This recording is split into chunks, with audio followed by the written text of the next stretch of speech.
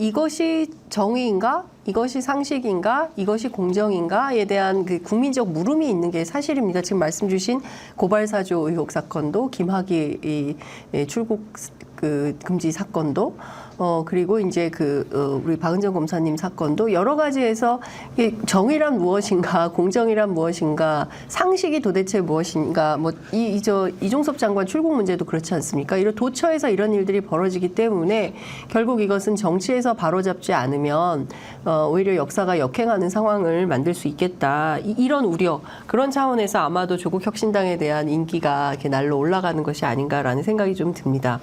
사실 정치를 한다는 것은 쉬운 일은 아니지 않습니까? 뭐 이러저러한 공적인 이유도 있지만 이러저러한 또 사적인 이유도 있기 때문에 이걸 해야 될까 말까 되게 고민이 많으셨을 것 같아요.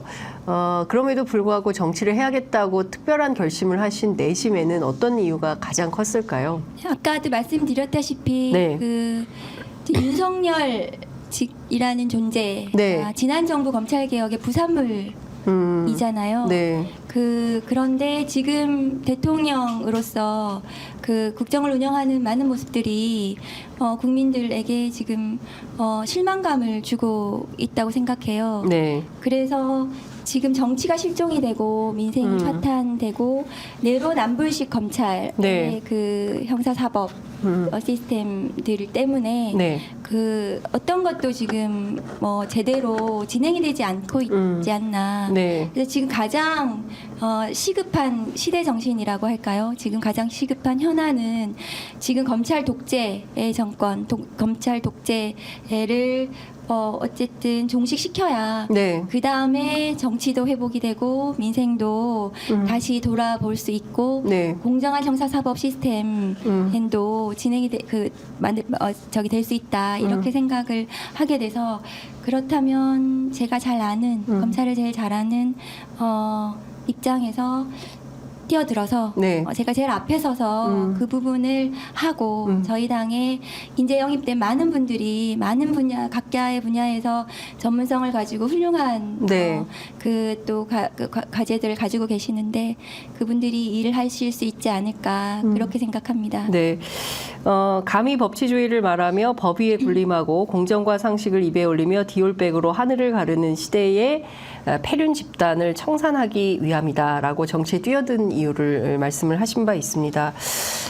제가 이것 좀 여쭐게요. 지금 윤석열이라는 사람으로 통칭되는 소위 정치 검찰 집단, 윤석열 대통령 혹은 윤석열 사단이 이제 제거된다면 그러면 완전히 없어질까요? 아니면 또 다른 윤석열이 생길 수 있을까요? 근데 사람의 문제냐 구조의 문제냐 그렇죠. 이 문제인데 네. 저는 이제 두 가지 다 문제라고 생각이 들고 네. 그런데 왜 이런 계속 사태가 벌어졌는가를 보시면 윤석열 전 검찰총장 당시에 검찰은 지금도 그렇지만 수사권, 기소권, 영장 청구권, 그다음에 공소 취소권, 그다음에 기소 편의주의, 그다음에 수사 종결권까지 다 가지고 있는 네. 집단이고 그 정점에 검찰총장이 있습니다. 네. 그러면 윤석열 전 검찰총장이 그 모든 걸 가지고 있었던 거죠. 네. 그런데 그 모든 권력을 가지고 있었던 사람이 사적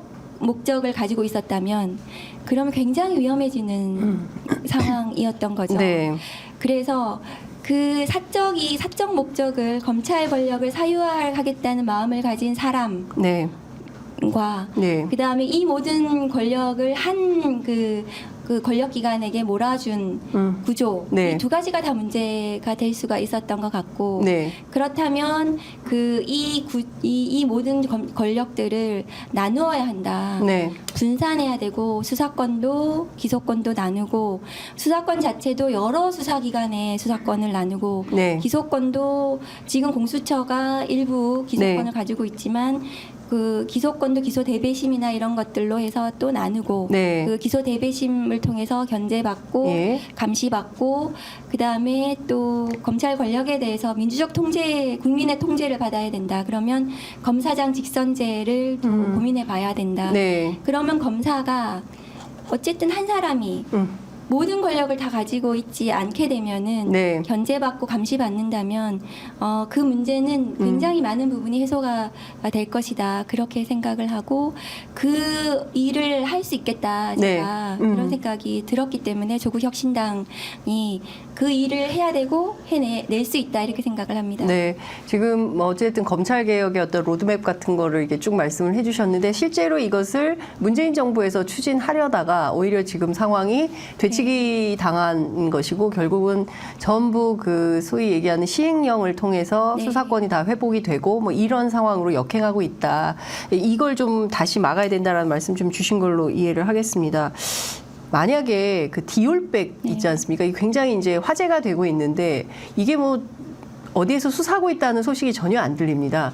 만약에 수사 검사를 하면 이거 어떻게 하셨을 것 같으세요? 그건 너무 영상이 나와 있기 때문에 네. 그 부분에 대해서는 또 국민들께서 그 수사를 해야 된다는 그 여론이 굉장히 높은 것으로 알고 맞습니다. 있거든요. 예. 그래서 당장 수사가 진행이 돼야 되겠죠. 네. 그리고 뭐 또 당사자에 대해서 확인을 해야 될 것이고 네. 그런 부분이 뭐 당연히 진행이 돼야 되는데 네. 그 부분을 하지 않는 것이 직무유기에 가깝다. 그렇게 검찰에. 생각을. 예. 그게 이제 검찰의 수사권을 가진 이제 대상인지는 네. 봐야 될 것 같은데 네. 만약에 이제 그것이 뭐 그 뇌물이라든가 뭐 이런 부분들이 문제가 된다면 검찰 수사권을 가지고 있겠지만 네. 다만 어느 수사기관이든 그거는 뭐 수사를 예. 반드시 해야 되고 그 의혹을 만약에 네. 그게 아무런 문제가 없다면 그 의혹을 빨리 해소해 드리는 것이 그 도리다. 네. 공직자된 도리다 이렇게 생각을 하거든요. 다만 근데 당시에 그 이전에 뭐 윤석열 한동훈 전 검사들이 네. 수사권이 굉장히 금과 옥조인 것처럼 음. 주장을 했던 것 같아요. 예를 들면은 뭐 저 수사권을 어쨌든 검찰 수사권을 좀 뭐 분산한다라든가 네. 수사권 조정을 통해서 뭐 정리를 한다든가 이런 부분에 대해서 굉장히 저항을 하고 네. 검찰이 수사권을 가져야 그 대한민국의 정의가 뭐 수립되는 것처럼 이렇게 주장을 하고 전 검사들이 다 그 반대했지 않습니까? 네, 그에 대해서 맞습니다. 격렬하게 예. 반대했는데 지금 김건희 여사에 대한 주가 조작 사건을 네. 수사를 하지 않고 네. 있는 상황이잖아요. 예. 결정도 내리지 않고 예. 그럼 수사권을 가지고 있으면서도 그 수사를 하지 않는 검찰이 과연 수사권을 가지고 정의롭다고 말할 수 있는가? 그런 검찰에게 수사권을 다 주어야 하는가? 네. 그런 의문이 드는 상황인 거죠. 그러니까요. 그러니까 이 정의를 다시 물을 수밖에 없어요. 왜냐하면 법무부가 미니스토리 오브 저스티스 아닙니까? 그런데 이 정의가 도대체 어디로 간 거냐라는 질문을 안 할 수가 없는 것이고, 그리고 지금 이 앞서 말씀 주신 도이치모터스 주가 조작 의혹 사건 수사도 항소심 재판이 총선 이후로 미뤄진다라는 것이거든요. 그러니까 이게 정치하고 무슨 상관이길래 이거를 총선 이후로 미룬다는 것일까요? 통상 그런 일들이 많이 있습니까? 뭐 재판기를 어떻게 뭐 조정하는가는 법원의 네. 권이긴 하겠지만 그 사건은 정치적인 사건도 아니고 네. 뭐 선거에 영향을 미칠 수 있는 사건도 아닌데 네. 그렇게 미룬 건 굉장히 뭐 이해할 수 없죠. 예, 이게 상당히 석연치 않은 네. 대목이 있는 것이다. 많은 국민들이 특히 이제 민주당 야권 지지자분들께서는 김혜경 여사의 법카 문제 이거 뭐 전체 7만 8천 원 이걸로 이제 기소를 하고 결국 포토라인에 세워서 일종의 망신 주기 같은 걸 하면서 김건희 여사의 경우에는 이 디올백 300만 원짜리 가방인데 파우치라고 부르면서 소환 조사 한번 하지 않고 아예 그 종족을 감춘 이런 상황, 이게 바로 정의냐 공정이냐 이걸 묻는 거거든요. 이 점은 좀 어떻게 보십니까? 검찰 내부에서도 문제의식이 좀 있지 않을까요? 저는 검찰 내부에서 뭐 서로 그런 반대 의견이 있다 하더라도 그거를 외부에 뭐 이렇게 공개하기는 굉장히 어렵다 그런 의견을 많이 조직 문화 때문에. 조직 문화가 예. 그렇기 때문에 그런 생각이 들고 사람들은 정의를 어떻게 생각하는가 하면 형평이라고 생각을 하거든요. 네. 공정하게 이렇게 공평하게 네. 이렇게 하는 것을 정의라고 생각을 하는데 자기 쪽에서 잘못한 부분을 처벌받는 것에 대해서는 사람들은 억울하거나 분노하지는 않아요. 잘못했기 때문에. 그리고 네. 그거는 뭐 저도 그렇고 수사에 협조를 하고 그 부분에 대해서 뭐 당당하게 하는데 네.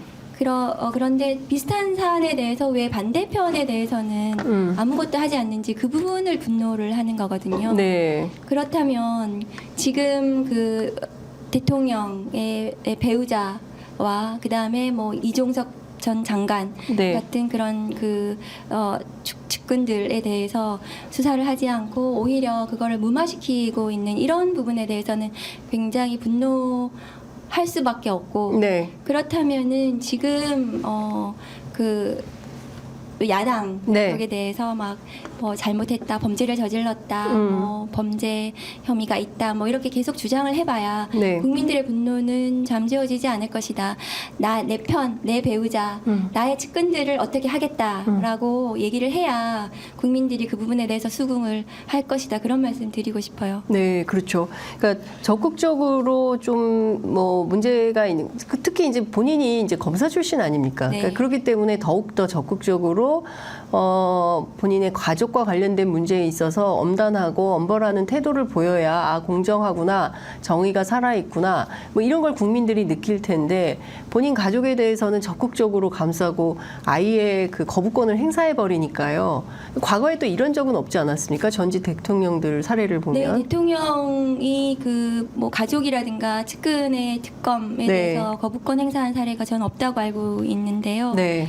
윤석열 전 검찰총장은 이번이 처음이 아니죠. 검찰총장 재직 시절에도 한동훈 전 검사장의 비위 의혹을 보호하기 위해서 네. 그 수사 방해하고 감찰 방해했다는 내용으로 네. 중대 비위 혐의가 있다는 걸로 징계 청구됐던 네. 그렇죠. 사안이었던 네. 징계 청구를 했었던 거거든요. 네. 그 당시와 똑같이 지금 뭐 그 국정을 운영하고 있다. 그렇게 봅니다. 그러니까 검찰총장 할 때도 내 측근인 맞습니다. 한동훈을 보호하기 위하여 다 수사 방해하고 감찰 방해하고 했었고, 그리고 정작 대통령이라는 가장 높은 지위에 올라서는 자기 가족인 부인을 보호하기 위하여 그 국민들이 요구하는 입법안에 대해서 거부권을 행사하면서 자기 식구 감싸기, 자기 보호만 하고 있다. 예, 이거를 그냥 두고 볼 수는 좌시할 수 없다. 이제 이런 말씀을 해주신 겁니다.